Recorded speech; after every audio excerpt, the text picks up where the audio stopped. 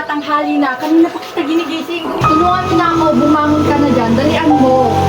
Ay nako, kami ng kabataan namin, ang aga-aga namin nagigising. Hindi ka na nangasing, dalian mo. Nay, umaga-umaga, you're so noisy. Dalian mo, ang dami mo pang ginagawa. Tumalikad na. Ay nako, yung pambili mo. Dalian mo ha, asin. Ikaw, babalik ka kaagad. Dalian mo. Ay nako, yung mga kabataan nga naman ngayon.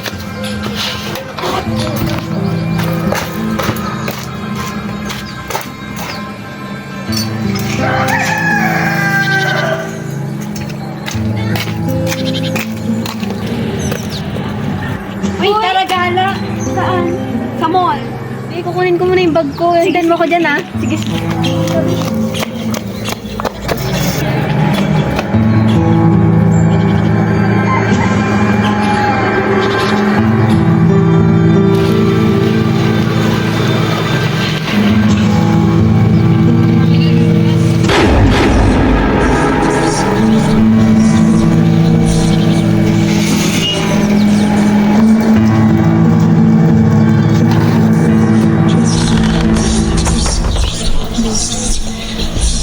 Ba't ang bilis mo naman? Nandiyan ka na pala. Nasaan yung pinabili ko sa'yo?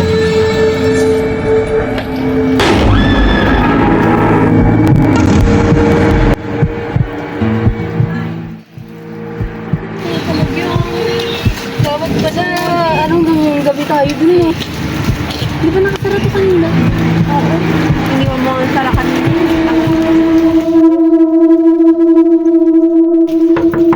Nay?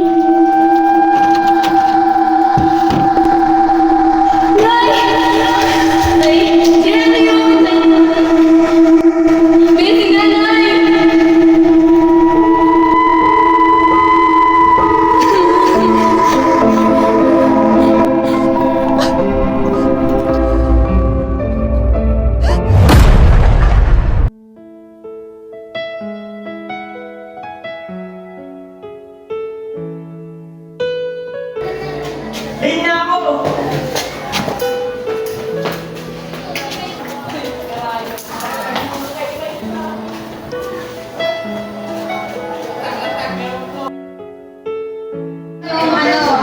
Sorry ma'am, nahuli na naman ko. Di ba't bawal ang mali? Ay, buka natin siguro.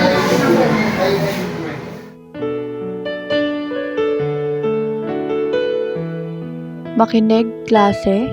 Ikikwento ko sa inyo ang isang pangyayari na nagpabago sa buhay ko. Ito ay tungkol sa kung paano ko nawala ang aking inay. Isang umaga, inutusan ako ni nanay na bumili ng asin. Habang papunta ako, nakita ko ang kaibigan ko at nagyaya siyang gumala. Sumama ako at nang umuwi ako, nakita ko si nanay na nakahandusay. Hindi ko alam kung ano ang nangyari. Hindi ko alam kung krimen ba yun o ano. Basta ang alam ko, wala na siya. Nangyari ang lahat dahil sa isang pagkakamali. Kung hindi ako umalis, hindi sana nangyari yun. Pero, wala na akong magagawa. Kaya ngayon, pinagpapatuloy ko ang buhay ko para sa kanya. Alam kong pinapanood niya ako at gusto kong maging proud siya sa akin. Mahal na mahal kita, nanay.